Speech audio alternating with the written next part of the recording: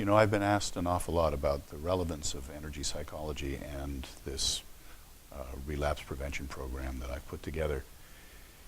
You know, for years I was formulating this process. It started when I did some work with Terry Gorski years ago and the whole concept of stuck points and why this stuckness would create or have something to do with ongoing relapse, chronic relapsers. And it slowly gained form, and I would try a little bit of this and a little bit of that to see what would work, what seemed to have the best applications and the best results. But it wasn't until I came in contact with applications of energy psychology that the whole thing began to solidify. And it was an extraordinary bit of business the way that worked. I had the first 3 steps down years ago, that whole concept of developing the 3 A's that we talk about at the workshop that stems from the 12-step programs. The 3 A's being developing awareness, the whole concept of acceptance, and then having an action plan that ties into surrender.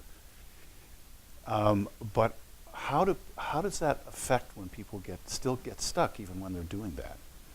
And out of the clear blue came the first thing that I came to energy psychology was EFT, energy freedom techniques. And all of a sudden it just tapped in, and it was amazing because all the other things that I tried, some of them better, some of them worse, all took quite a bit of time to make this happen. EFT and other applications I learned about through energy psychology just nail it, and they nail it right now. So you have someone that is caught up in a dynamic of shame or anger or some old belief, whatever it may be, no matter what I do, it's never good enough, or every time I make myself vulnerable, I wind up getting hurt. And you apply these techniques of energy psychology, it doesn't matter whether it's matrix energetics or EFT or thought field therapy or TAT, any of these things, and all of a sudden there's change that happens right now.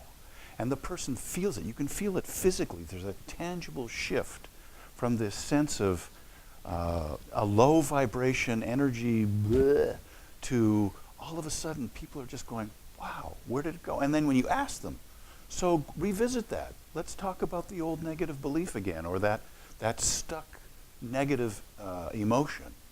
And talk to me about that. And there's this look of wonder, and they go, I can't find it. It's gone.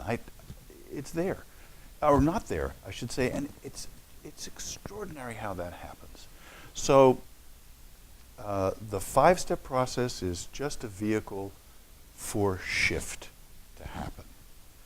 Don't have to be stuck anymore. You don't have to be trapped by your own responses anymore. And energy psychology made a huge difference in this whole process for me. It took something that was a nebulous experience. Some people would get it. A whole bunch of people would scratch their heads and go, yeah, it seems a little awkward or whatever, which is, devastating for a therapist, or someone who's trying to help people. They're going, yeah, okay, but yeah, really? And all of a sudden this stuff, and people don't go, oh, really? They go, wow, that's amazing how that worked. So what can I tell you? I'm a proponent for energy psychology.